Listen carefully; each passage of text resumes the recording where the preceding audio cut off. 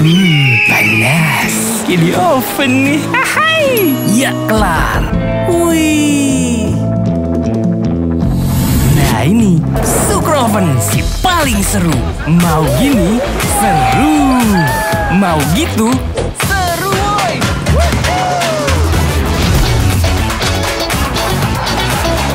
Mau lagi?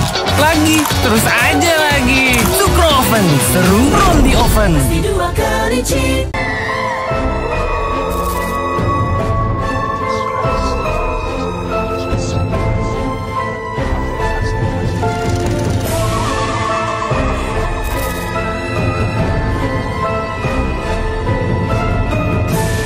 Jangan pernah dengerin Nightmare Side ini sendirian.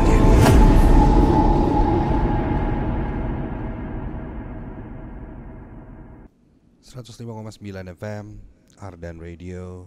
Assalamualaikum warahmatullahi wabarakatuh. Selamat malam insan muda dan selamat malam Jumat. Bertemu lagi bareng Dimasta, yang pastinya di Nightmare Side malam hari ini. Dan malam hari ini pun kita bakalan share cerita-cerita seram dari kamu yang sedang mendengarkan malam ini, yang bisa kamu kirimkan via WhatsApp di 0812 2011059 insan muda. Sekali lagi, kamu bisa kirimkan via WhatsAppnya Ardan di 0812 2011059. Sharing-sharing cerita selama mendengarkan JNE Nightmare Side malam hari ini. Dan mungkin kamu bisa cerita juga dengan foto mungkin ya. Ini saya punya kejadian tempatnya di sini nih Kang. Boleh sambil cerita juga boleh insan muda ya. Sharing-sharingnya kita tunggu mulai sekarang, atau mungkin selama dengerin Nightmare Side ini kamu mengalami kejadian-kejadian yang aneh, itu juga boleh sekalian langsung WhatsAppin di nomor yang sama. Pengalaman yang ada di malam hari ini, salah satunya adalah ada pengalaman yang menceritakan tentang kamar kosan di Bandung itu. Terus juga ada cerita yang menceritakan, ini menarik nih, ceritanya yang mengirimkannya ini adalah seorang tunanetra yang mengalami sebuah kejadian serem. Ini jadi satu hal yang menarik. Mungkin kamu juga berpikir, gimana nih ya kalau misalnya seorang tunanetra diganggu dan lain-lain. Nah itu dia. Nanti kita akan dengarkan ceritanya, karena memang saya punya teman ya, Dino Chow. Mungkin kamu tahu juga Dino Chow, salah seorang pemain skateboard, dan dia juga seorang tunanetra. Dia seorang stand up comedy juga, dimana waktu itu sempat kita berkolaborasi ya di Jurnarisa, dan dia merasakan hal-hal yang cukup sensitif pada akhirnya. Ketika satu indera mungkin hilang, indera yang lainnya tuh akan jauh lebih sensitif. Dan dia punya pengalaman yang serem di rumahnya, di kamarnya yang bersebelahan dengan gudang. Dan itu dia merasakannya gitu. Bahkan sosoknya hadirnya lewat mimpi gitu. Ngeri ya. Oke. Katanya di beberapa di beberapa tempat kota atau jalan itu hujannya cukup besar katanya malam hari ini. Saya sih kebagian gerahnya ya di Ardan ya, di Cipaganti ini gerah banget nih. Kayaknya memang akan hujan besar insan muda ya. Mungkin kamu yang di rumahnya daerah Bandung Timur, saya dapat kabar itu hujan cukup besar. Apakah benar atau tidak ya? Coba kamu kasih tahu dong ya, biar bisa sapa-sapa di sini. Nah, tapi hati-hati nih, katanya kalau hujan ya, sepengetahuan saya sih, sosok-sosoknya kadang suka ikut berteduh ke dalam rumah yang mungkin tidak kehujanan, sisi-sisi seperti itu. Sempat kita bahas beberapa minggu lalu kalau nggak salah, saya sempat nanya, ini kalau hujan sosok-sosoknya kenapa sih takut gitu sama hujan, dan pada akhirnya ke masuk ke dalam rumah. Waktu itu pendapat Bang Jeff bilang hujan itu kan memang berasal dari laut ya, meluap dan mengandung kadar asin juga gitu, atau kadar garamnya. Nah, garam itu salah satu media juga yang disinyalir bisa untuk sebagai pembersihan lah kalau di spiritualisnya seperti itu. Dan sepertinya ada satu dan lain hal yang membuat mereka ini ketika berada di tengah hujan itu lebih baik melipir. Semoga malam hari ini gak ada yang ikut berteduh di tempat kamu, insan muda ya. WhatsApp di 0812-2011-1059 akan kita bacakan yang sudah mengirimkan dan sharing di malam hari ini.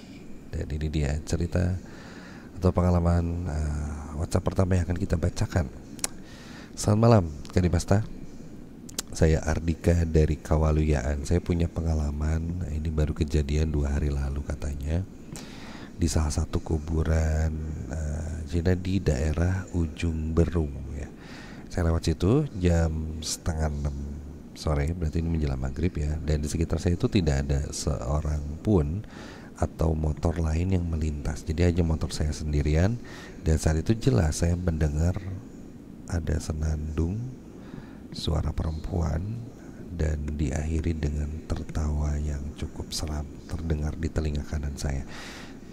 Kejadian itu berlangsung sekitar 10 detik. Lalu saya langsung aja tancap gas sampai ketemu pemukiman warga. Wah, ini kejadiannya menjelang maghrib. Memang ya kalau bahasanya kita sandekala ya, sarepna gitu. Hati-hati itu udah.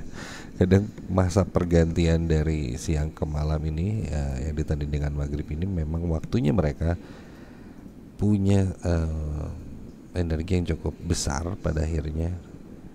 Dan ketika orang-orang di luar sana mungkin bisa merasakan di waktu-waktu tertentu dan di kondisi yang tertentu juga gitu.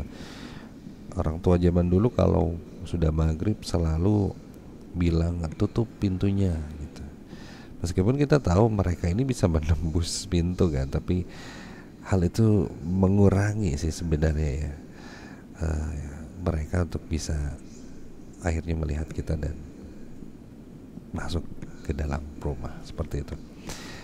Selanjutnya, wah ini makin malu, semoga dapat pengalaman-pengalaman seru nih, sampai ditungguin ya. Assalamualaikum Kang Dimasta. Waalaikumsalam. Ada Uung Fahrul dari Kawali. Saya kadangkala, gak sering sih, gak juga jarang, mimpi didatangi perempuan muda yang memang secara fisik itu menarik ya, dari raut wajah dan ekspresinya seperti menyukai saya, datang sambil senyum. Tapi ketika bangun itu bulu kuduk merinding. Waalaikumsalam warahmatullahi wabarakatuh. Waduh, ini sosoknya di dalam mimpi berarti nggak kenal ya, siapa, random gitu ya. Ada cewek cantik terus tersenyum seakan menggoda gitu di dalam mimpi, tapi nggak tahu siapa. Dan itu cukup sering dan munculnya perempuan yang sama seperti itu maksudnya ya. Waduh, ini nih hati-hati.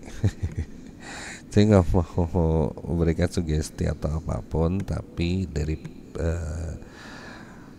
pengalaman yang pernah saya dengar ketika bermimpi satu sosok yang sama terus menerus, ini bisa menjadi sebuah pertanda sesuatu yang walau alam ya kan, seperti apakah mungkin kamu ketempelan sosok ini kah, atau memang ada sebuah visual atau pertanda lain yang nantinya akan bertemu dengan sosok ini, mungkin nggak tahu gitu ya.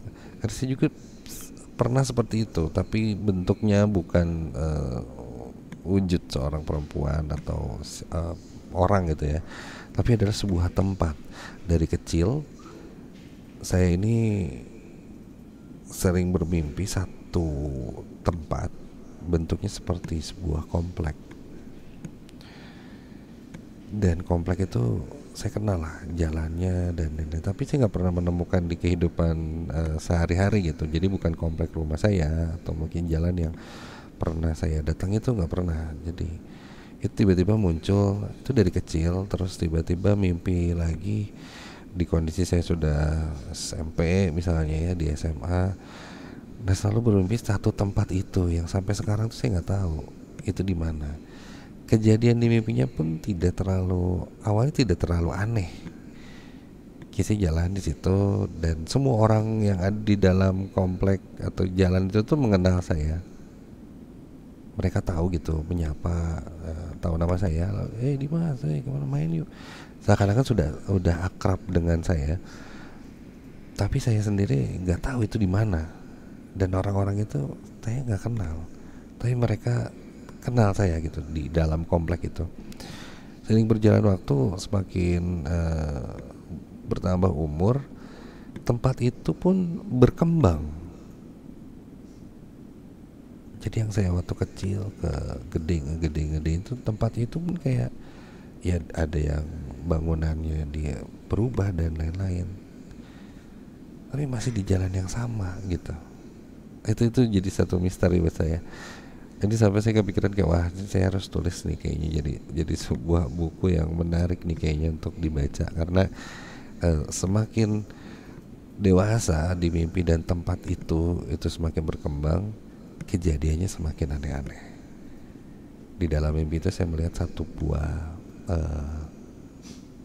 benteng, di mana di benteng itu bentuknya seperti penjara.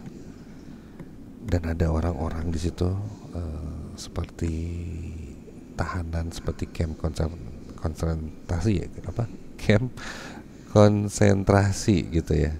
Di situ dikumpulkan orang-orang, dan itu orang-orang bukan bule tentara Jepang Belanda, enggak, memang orang-orang pribumi aja. Di situ ada penjagaan juga dan memakai seragamnya pun bukan seragam tentara kita, tapi di sana kita berbahasa Indonesia gitu. Saya melihat hal itu kayak nah mereka disiksa di situ.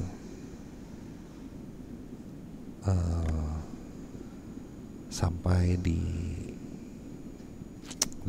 mimpi saya itu saya ingat dia seperti disiram sebuah cairan sesuatu dan dia melelehkan badannya. Auzubillah min dzalik. Setelah itu saya sadar, wah ini makin kesini kok makin aneh tempat ini ya. Makin berkembang dan kejadian-kejadiannya semakin banyak. Ya sedikit intermezzo ya kalau dari ngomongin mimpi. Oke, lanjut lagi nih, sharing cerita selanjutnya yang akan kita bacakan. Assalamualaikum, waalaikumsalam Kang Dimas, saya Fadlih Rozak dari Cimahi. Selamat malam Cimahi, apa kabar teman-teman Cimahi yang lagi pada dengerin ya.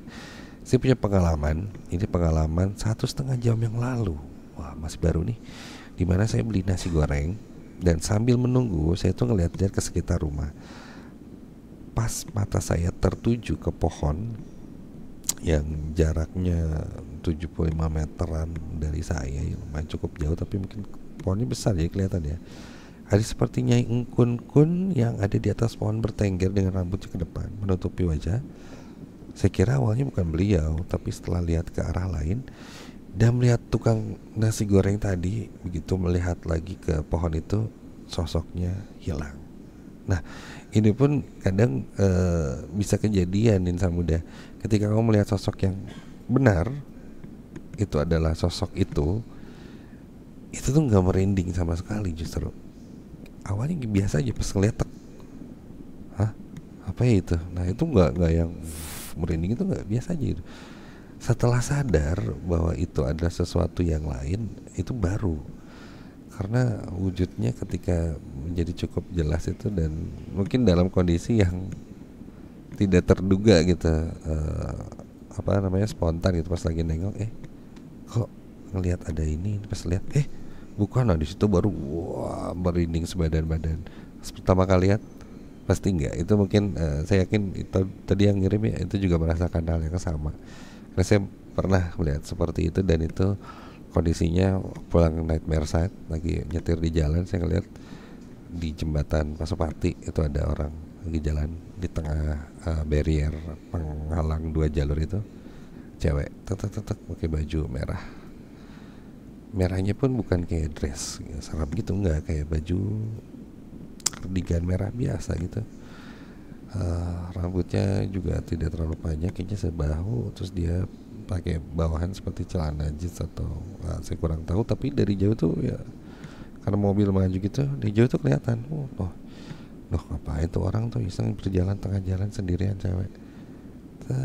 Lewatin, pas lewatnya kan sejajar kaca mobil gitu. Itu masih ada orang.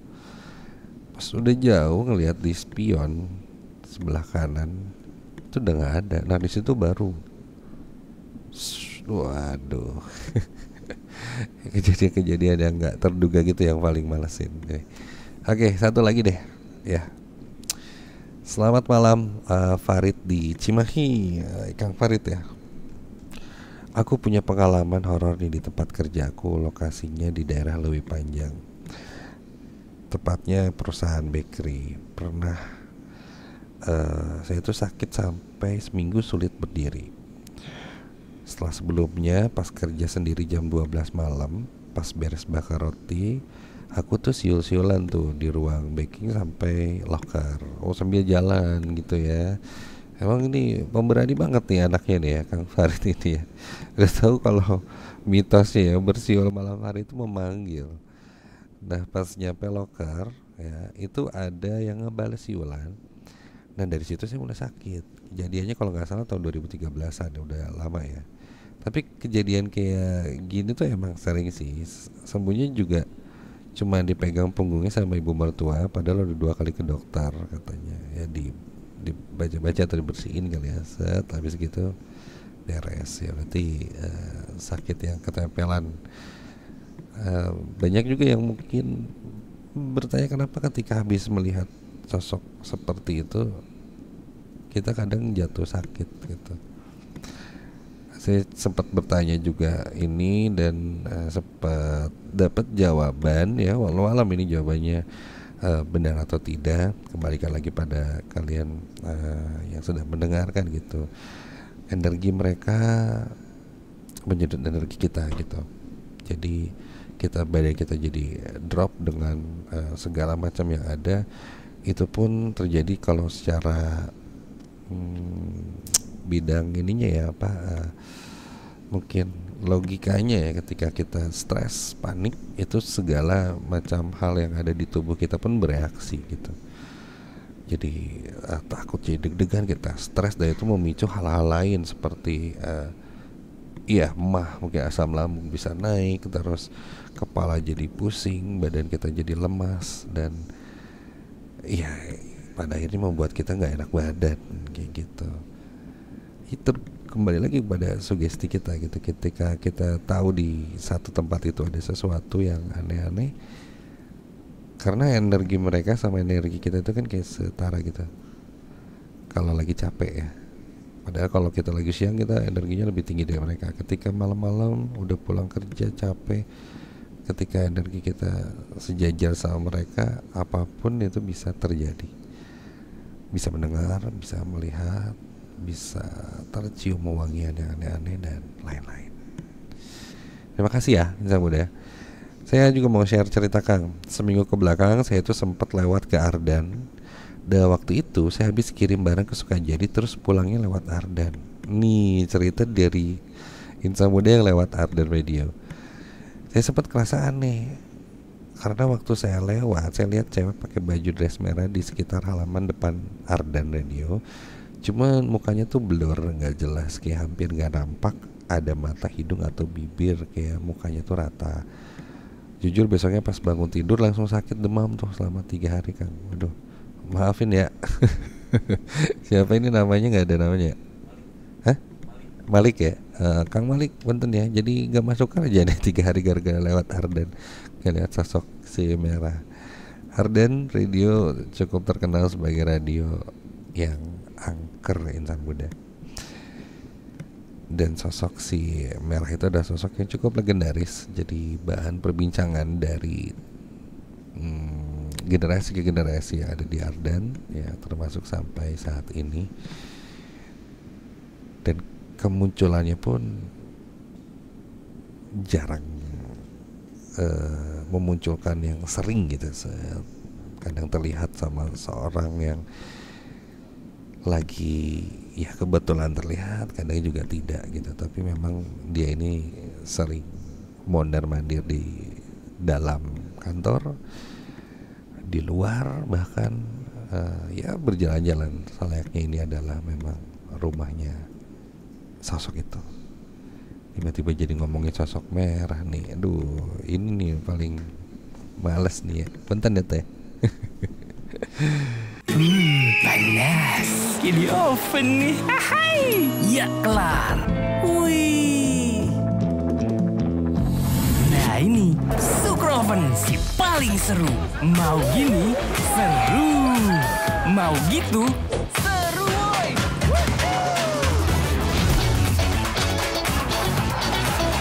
Mau lagi? Lagi, terus aja lagi. Sukroven, seru roll di oven. Dua kali cheat. Kalau sepengalaman saya, daerah Asia Tenggara mungkin masih mirip-mirip gitu ya, di Thailand, di Singapura, karena waktu itu sempat juga di Malaysia itu kayaknya masih ke Asia Tenggara itu masih mirip-mirip lah sosok-sosoknya.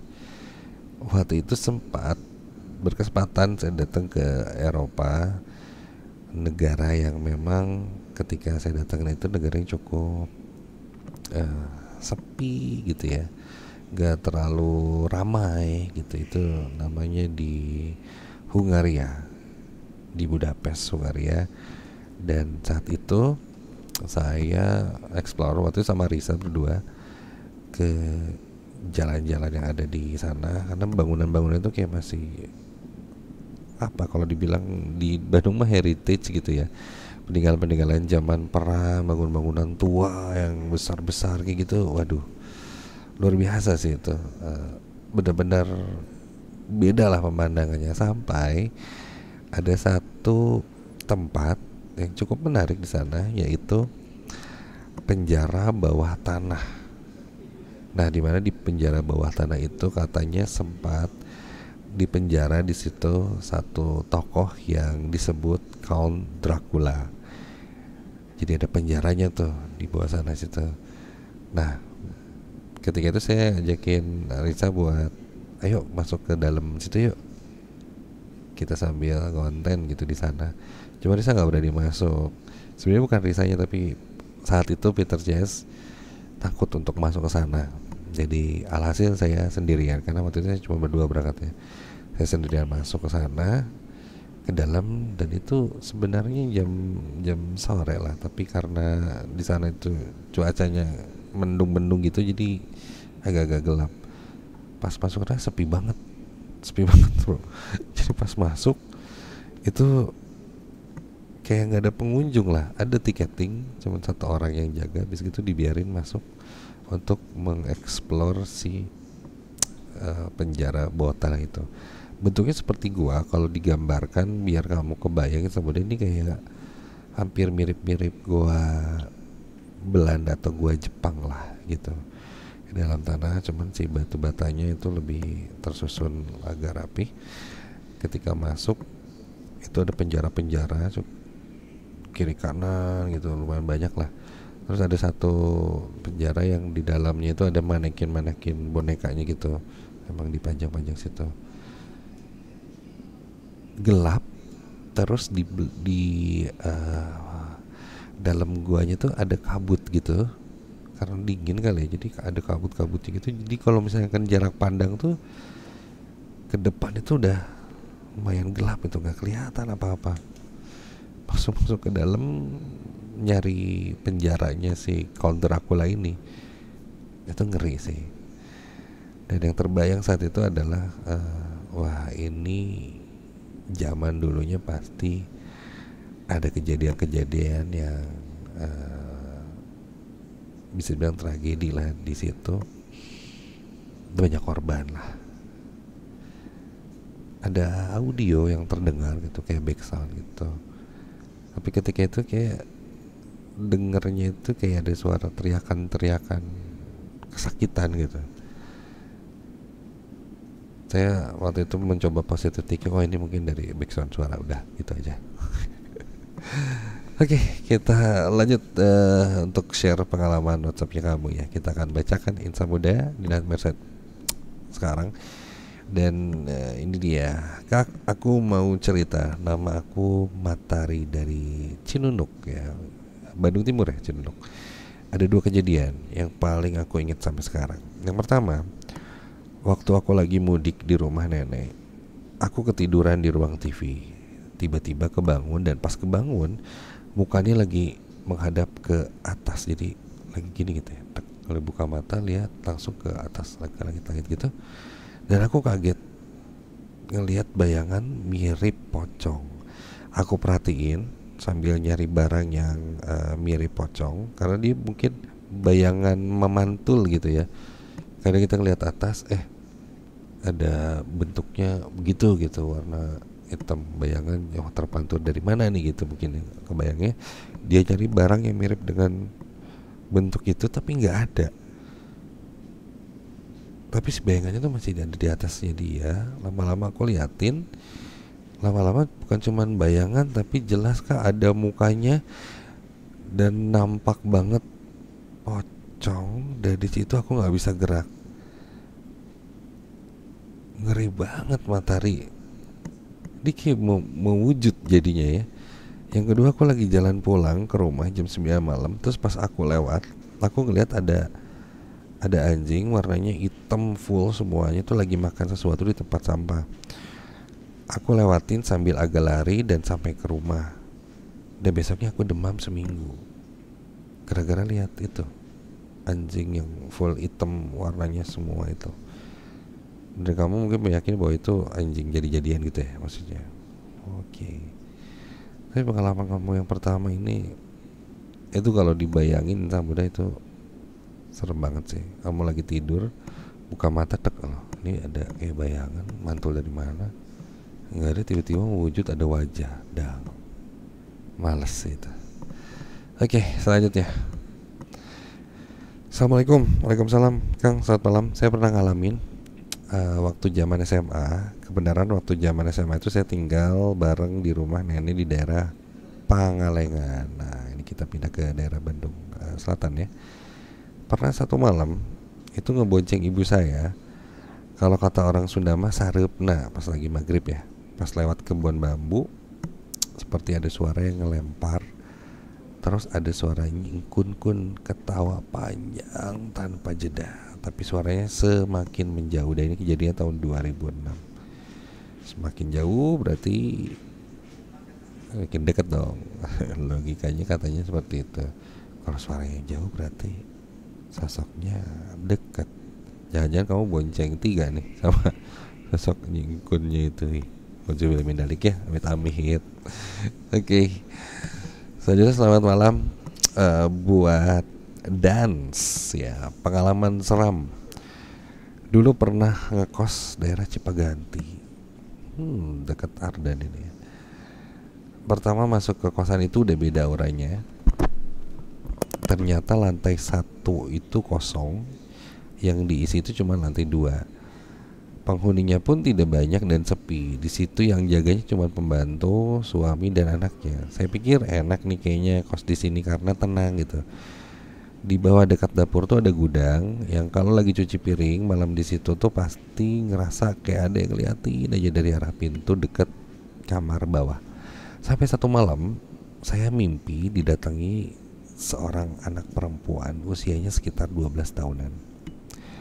Rambutnya acak-acakan, mukanya hitam, raut wajahnya seram. Saya tanya, "Kamu siapa?" Terus dia ngejawab, "Wow, aku tinggal di kamar bawah dekat gudang." Saya pun kaget, lalu dia bilang, "Kamu jangan tinggal di sini dan cepat pindah karena sejak ada kamu di sini tuh jadi panas." Terus aku kebangun dan berpikir mimpi itu ya. Setelah dipikir-pikir, ya apa mungkin ya dia emang yang menghuni kamar bawah, padahal lantai 1 tuh kosong, tidak ada yang tinggal. Aku ngerti mungkin itu penghuni lain. Rupanya mereka tidak suka kehadiran aku karena aku setiap malam mengaji di kamar. Sementara di kosan tersebut selama ini memang biasanya sepi. Karena aku merasa diganggu terus, akhirnya aku mengalah dan pindah dari kosan tersebut 2 bulan kemudian. Terus mengaji harusnya di situ ya. Terus gitu biar itunya yang pindah. Tapi ya mungkin kamu sudah tidak kuat dengan gangguannya ya, dan saya karena memang Kalau terus-terusan seperti itu diganggu kayak gitu, itu malas banget sih buat orang-orang yang sensitif gitu ya. Kayak saudara-saudara saya gitu di tim jurnal pun sama seperti itu. Ketika tidak dalam kondisi memang syuting untuk konten, kita kadang enggak deh, tutup aja gitu, nggak mau diajak komunikasi dan apapun itu gitu, karena malas banget. Kalau iya, kayak sekarang saya pulang malas nih sebenarnya, takut kalau malam habis beres Netflix saya kalau jalan sendiri, ya ampun banyak kejadian. Tapi udahlah, semoga malam ini nggak ada ya, amin. Oke, lanjut. Assalamualaikum. Waalaikumsalam Dimas. Akmal Faujan dari Cibiru, Bandung Timur. Izin bertanya mengenai atau tentang arwah Belanda. Apakah bahasa mereka itu Belanda modern atau sama aja dengan bahasa di zaman sekarang? Dan juga mengenai mitos kucing hitam. Benarkah kalau kucing hitam selalu mendatangkan nasib sial? Atur nuhun. Ya. Bahasa mereka Belanda modern atau bahasa seperti kita? Sepengalaman ya, dari penelusuran ke lokasi yang memang ada sosok-sosok Belandanya, beberapa memang Belanda-Belandanya ini adalah Belanda yang sudah tinggal cukup lama di Indonesia pada saat itu. Kurang lebih kan Indonesia diduduki Belanda itu berapa, 350 tahun gitu ya kalau nggak salah ya, seperti itulah. Jadi mereka pun banyak yang mempelajari bahasa, mempelajari budaya kita, dan tinggal bahkan mungkin berkeluarga di sini gitu. Jadi ketika sosok-sosok Belanda di Bandung ya, terutama yang pernah kita datengin, adalah sosok-sosok yang ketika diajak komunikasi mereka yang memang bisa dan mengerti bahasa gitu. Ada juga yang memang ya ngomong Belanda gitu kan. Saya juga nggak ngerti ya, bahasa Belanda dulu sama bahasa Belanda sekarang beda atau enggak gitu ya. Harusnya sih kayak bahasa Indonesia ya, dari dulu bahasa Indonesia sampai sekarang mungkin cuman beda-beda dikit lah, ada penambahan kosakata, tapi secara garis besar masih bisa dimengerti gitu bahasa Indonesia. Kucing hitam itu kalau mitos-mitosnya itu cukup banyak. Kalau di Indonesia sendiri itu ada satu mitos, kalau ada kucing hitam yang melangkah atau melewati sebuah jenazah sebelum dimakamkan, itu jenazahnya bisa bangun lagi. Nah, dengar mitos itu nggak insya muda. Jadi ada mitos ketika ada kucing hitam, dia loncat gitu ya, atau melangkahi atau melewati satu jenazah, katanya jenazahnya bisa kembali hidup. Jadi kalau yang penasaran ini saya kasih spill sedikit. Itu adalah salah satu mitos yang nantinya akan diangkat jadi sebuah film layar lebar yang akan tayang tanggal 5 Juni 2025 di seluruh bioskop di Indonesia. Judul filmnya adalah Tenung. Ini based on atau diangkat dari bukunya saya dan Risa Saraswati. Jadi jangan lupa buat nonton nanti ya tanggal 5 Juni. Oke. Sekalian promosi sedikit. Oke, masih ada waktu. Oke, satu lagi terakhir. Assalamualaikum Kak, saya Kanda dari Majalaya. Waalaikumsalam Kanda. Pas cerita pertama, di luar rumah saya itu ada suara langkah kaki. Pas saya cek keluar, lalu ada suara wanita memanggil nama saya, Kanda, Kanda. Lalu hey 3 kali gitu ya.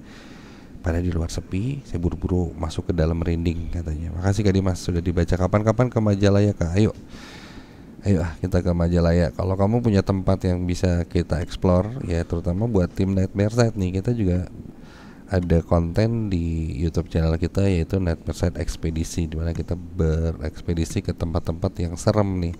Boleh rekomendasiin, kirim juga ke email yang sama, boleh dimuncul lagi emailnya. Di email yang sama nms@ardanradio.com. Nah, kirim cerita seram via email di sini nih. Nah, ini.